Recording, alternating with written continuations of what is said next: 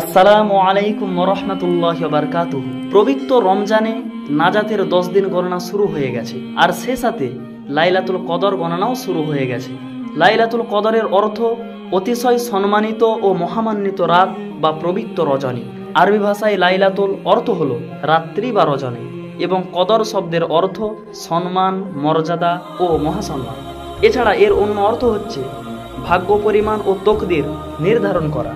ইসলাম ধর্ম অনুসারে এই রাতে মহানবী সাল্লাল্লাহু আলাইহি সাল্লামের সম্মান বৃদ্ধি করা হয় এবং মানব জাতির ভাগ্য পুনর্নির্ধারণ করা হয়। তাই প্রতিটি মুসলমানের কাছে এই রাত অত্যন্ত গুরুত্বপূর্ণ ও মহাসম্মানিত হিসাবে পরিগণিত। পবিত্র কোরআন শরীফের বর্ণনা অনুসারে আল্লাহ এই রাত্রিকে অন্যান্য মর্যাদা দিয়েছেন এবং এই একটি মাত্র রজনীর উপাসনা হাজার মাসের ইবাদতের চেয়েও অধিক সওয়াব অর্জিত হওয়ার প্রতিশ্রুতি দেওয়া হয়েছে। প্রতি বছর মাহে রমজানে এই মহামান্বিত রজনী লাইলাতুল কদর মুসলিমদের জন্য সৌভাগ্য বয়ে আনে। লাইলাতুল কদরের গুরুত্ব আল্লাহ এই রাতকে সকল রাতের চেয়ে শ্রেষ্ঠত্বের মর্যাদা দিয়েছেন। পবিত্র কুরআনে এই রাতকে প্রশংসার সাথে উল্লেখ করেছেন আল্লাহ নিজেই। আল্লাহ বরকতময় বলে অভিহিত করেছেন, কারণ এই রাতে রয়েছে যেমন বরকত তেমনি কল্যাণ ও তাৎপর্য।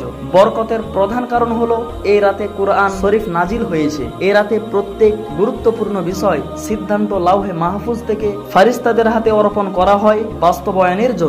এই রাতের উপর একটি বৈশিষ্ট্য হলো আল্লাহ তাআলা এই রাত সম্পর্কে একটি পূর্ণ সূরা অবতীর্ণ করেছেন, যা কিয়ামত পর্যন্ত পাঠিত হতে থাকবে। আল্লাহ তাআলা ইরশাদ করেছেন, নিশ্চয় আমি নাজিল করেছি লাইলাতুল কদর। তোমাকে কে জানাবে লাইলাতুল কদর কি?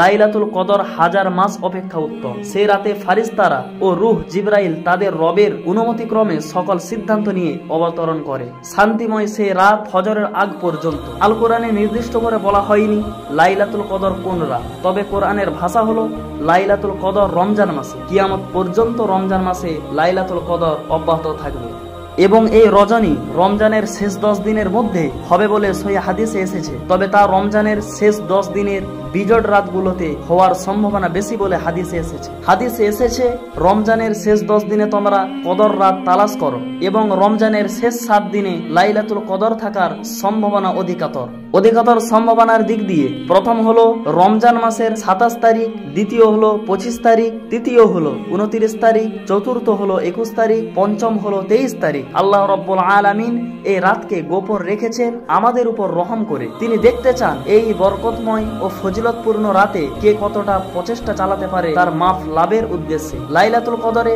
আমাদের কর্তব্য হলো বেশি বেশি নিজের জন্য, আত্মীয় স্বজনদের জন্য দোয়া করলে আল্লাহ তা কবুল করেন। হাদিস শরীফে আছে, হযরত আয়েশা রাদিয়াল্লাহু তাআলা আনহা হতে বর্ণিত, নবী সাল্লাল্লাহু আলাইহি সাল্লামকে জিজ্ঞাসা করেছিলেন, ইয়া রাসূলুল্লাহ, যদি আমি বুঝতে পারি শবে কদর কোন রাত, তাহলে ওই রাতে আমি কি করব? আল্লাহর কাছে কি চাইবো? প্রিয় নবী সাল্লাল্লাহু আলাইহি সাল্লাম বলেন, তুমি বলবে, হে আল্লাহ, আপনি বড়ই ক্ষমাশীল, ক্ষমা করতে আপনি ভালোবাসেন, তাই আমাকে ক্ষমা করে দিন। এই রাতে ইবাদতের পূর্বে যদি কেউ গোসল করে নিতে পারে তার সেটাই উত্তম। উক্ত আমলগুলো শুধু 27 রমজান নয়, বরং রমজানের শেষ 10 দিনের প্রত্যেক বিজোড় রাতে শবে কদর তালাশ করতে হবে। এই জন্য মহানবী সাল্লাল্লাহু আলাইহি সাল্লাম ইতিকাফ করতেন, আর উম্মতদের জন্য শরীয়তে ইতিকাফের বিধান জারি রেখে গিয়েছেন, যেন তারা ইতিকাফের মধ্যে লাইলাতুল কদরের গুরুত্ব দিয়ে প্রত্যেকটি বিজোড় রাত ইবাদত করতে পারে। আল্লাহ যেন সবাইকে লাইলাতুল কদর তালাশ করার তৌফিক দান করুন, সে অনুযায়ী আমল করার তৌফিক এনায়েত করুন। আমিন।